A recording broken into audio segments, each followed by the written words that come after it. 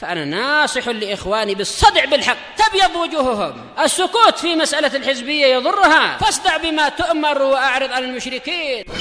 سلامي على دماج ورجالها والشيخ يحيى ودار العلم يا سعد بانيها. Bismillahirrahmanirrahim. Pada pelajaran kita Syarhul Manzumatil Baiquniyah, kita telah mengambil pada pertemuan sebelumnya pembahasan tentang hadits al-mu'talif wal mukhtalif. Dan dia adalah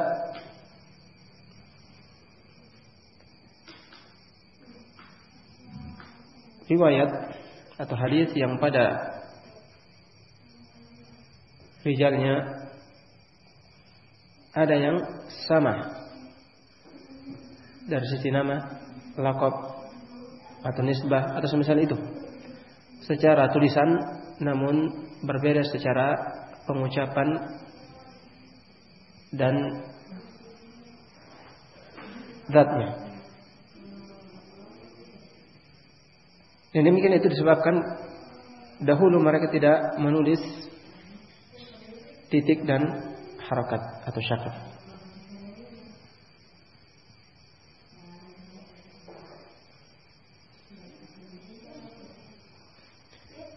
Dan perbedaan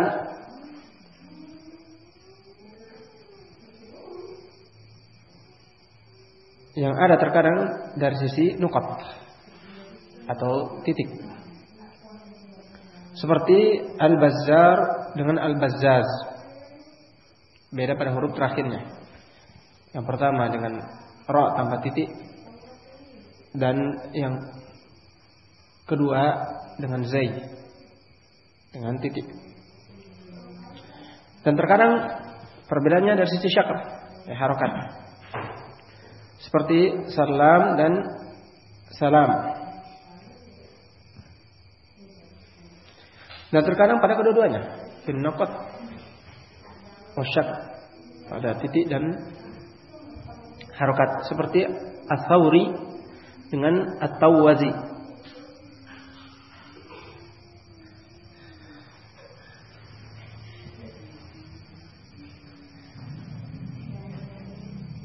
Demikian dia terbagi menjadi dua, mu'talif dan mukhtalif terbagi menjadi dua. Yang pertama mala dhabita lahu li kasratihi, yang tidak ada dhabit patokannya karena saking banyaknya, seperti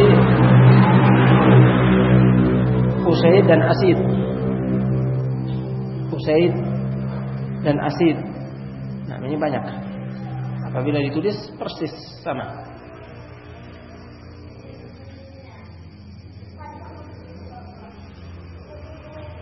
Yang kedua, ma yandhabitu likillatihi fi ahadi tarfain. Nah, ada yang mundhabit, ada memiliki patokan karena salah satu dari dua taraf itu sedikit, dari sebelah sini atau sebelah yang pertama atau yang kedua. Contohnya Umarah apabila perawi tertulis dengan ain mim, kemudian alif, kemudian ra dan ta, maka semuanya di dhammah kecuali Ubay ibni Imarah. Jadi yang sedikit ibni Imarah, yang kebanyakan adalah Umarah dengan dhammah.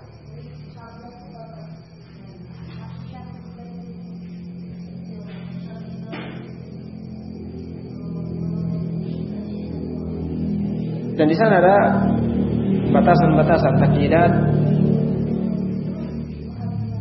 yang disebutkan dengan tujuan untuk mengurangi kekeliruan. Seperti dari sisi balad, seperti Mesr, maka dia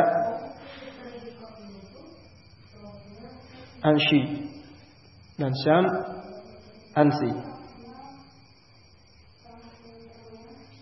Demikian salam semuanya dengan tasydid kecuali 5 orang, dan ada yang mengatakan kecuali 1.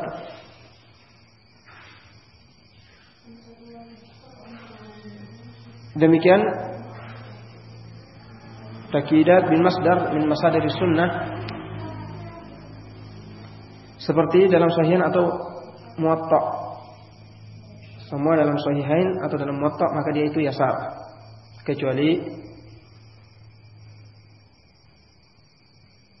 Muhammad ibnu Bashar, kecuali 1 yaitu Muhammad ibnu Bashar.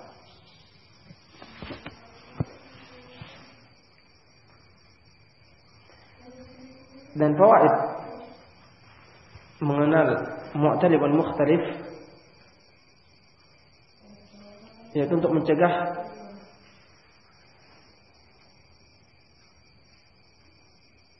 tashib, kesalahan dalam penyebutan.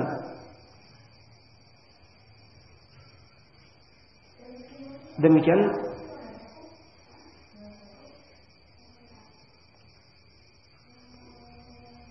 dalam menentukan siapa perawi yang dimaksud.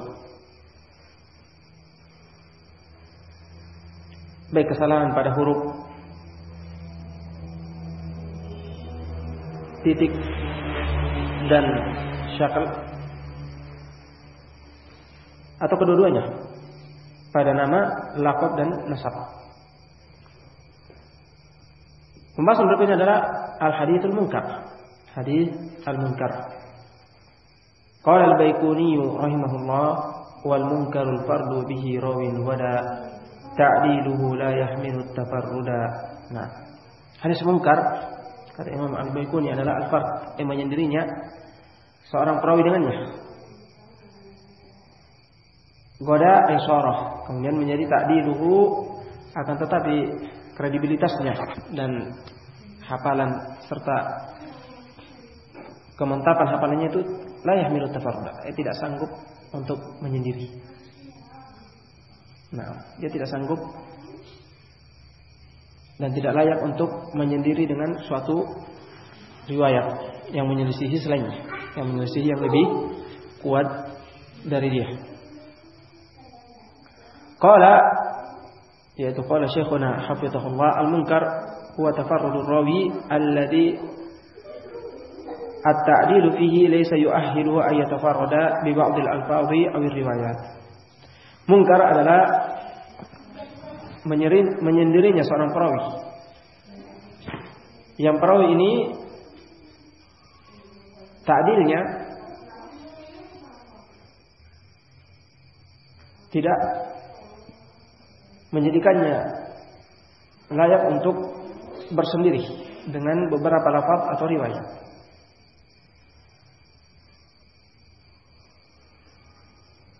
Yaitu biasanya dia dhaif.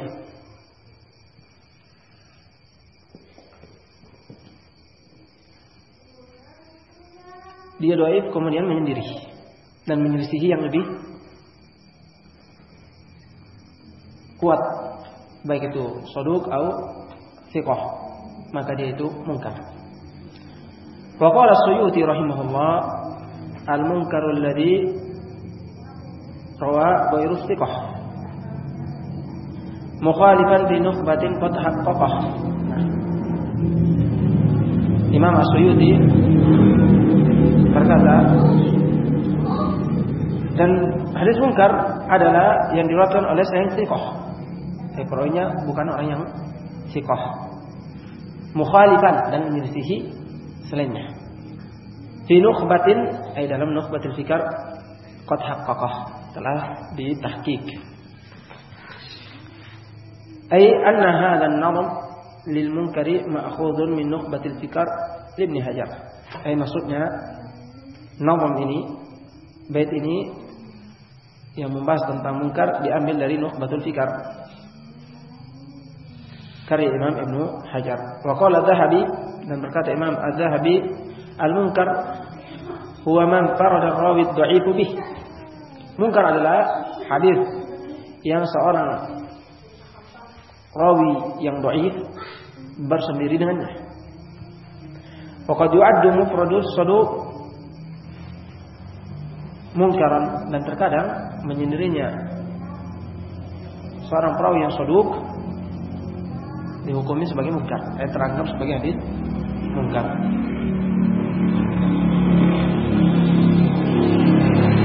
Waqala al-Imam Muslim fi muqaddimati sahihihi, berkata Imam Muslim dalam muqaddimah sahihnya yaitu Sahih Muslim, alamatul munkari fi haditsil muhaddithi idza ma uridat riwayatuhu lil hadithi ala riwayati ghairihi min ahli al-hifdh wa ridha khalafat riwayatuhu riwayatihim. Nah, beliau berkata tanda alamat hadis munkar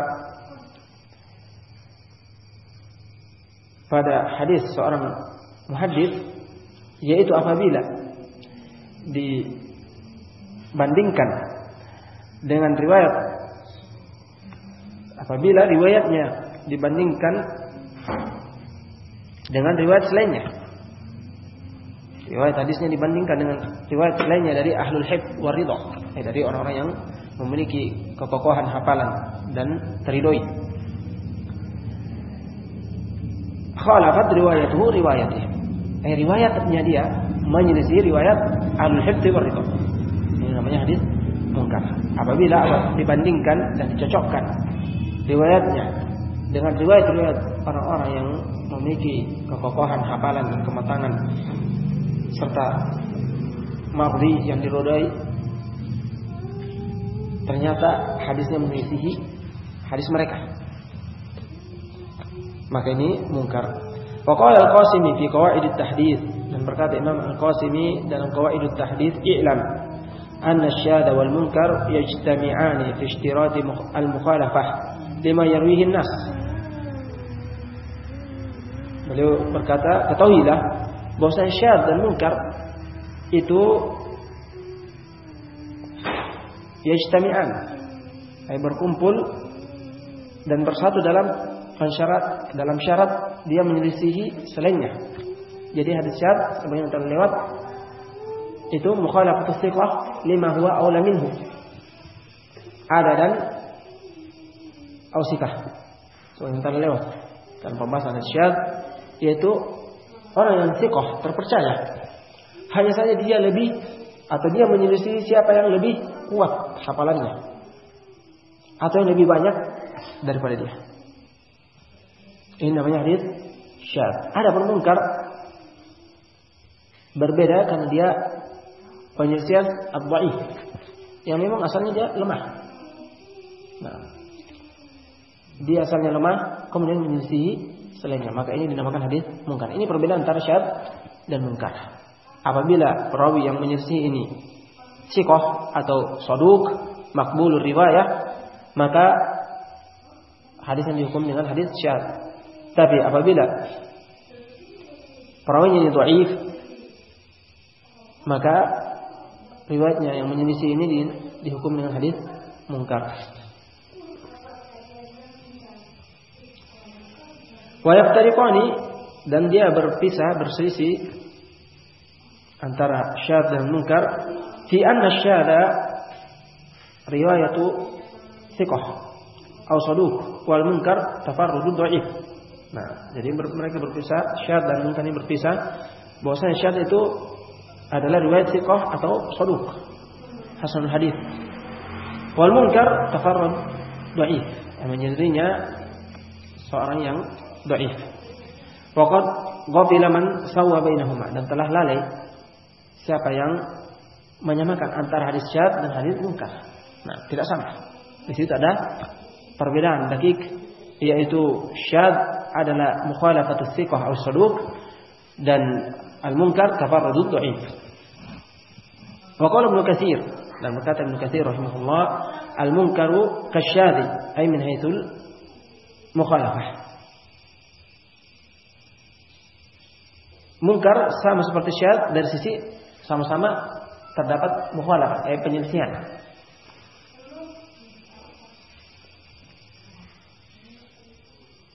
Qala wa amma in kana alladhi tafarrada bihi adlun dhabitun hafizun qubila syar'an wa la yuqalu lahu munkar wa in qila lahu dzalika lughatan. Nah, Kemudian beliau berkata, adapun apabila yang menyendiri itu adalah seorang yang adil, yang adil, dhabit, hafiz, memiliki dhabt dan menghafal, memiliki kekuatan hafalan, kemantapan hafalan, maka secara syariat diterima riwayatnya. Dan wala yuqal lahu munkar, dan tidak dikatakan bahasanya riwayatnya itu mungkar. Walaupun dia menyendiri. Walaupun secara bahasa bisa juga diistilahkan lafaz mungkar, tapi dia secara syar'an itu makbul, riwayatnya diterima. Qultu wa huwa bihadzal qaul yushiru ila raddi qawli man i'tabara al-munkar mutlaqut tafarrud walhamdulillah.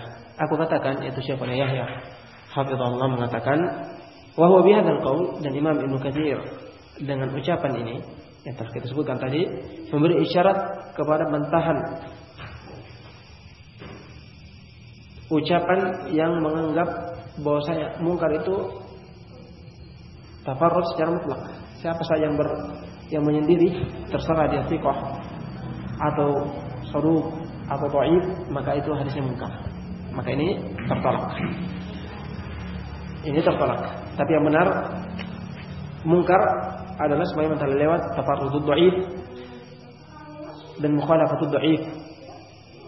Adapun asyadz maka itu mukhalafatut thiqah atau saduq liman huwa aula minhu. Dan tafarrud as-thiqah, hafiz, dhabit, mutqin itu makbul, diterima dan sahih selama tidak ada sana ilal selainnya, dan tidak ada yang menyelisihinya yang lebih kuat dari sisi hafalan atau jumlah. Baik. Ini hadis mungkar. Berikutnya kita akan masuk pada pembahasan hadis al-matruk bi'idznillah ta'ala.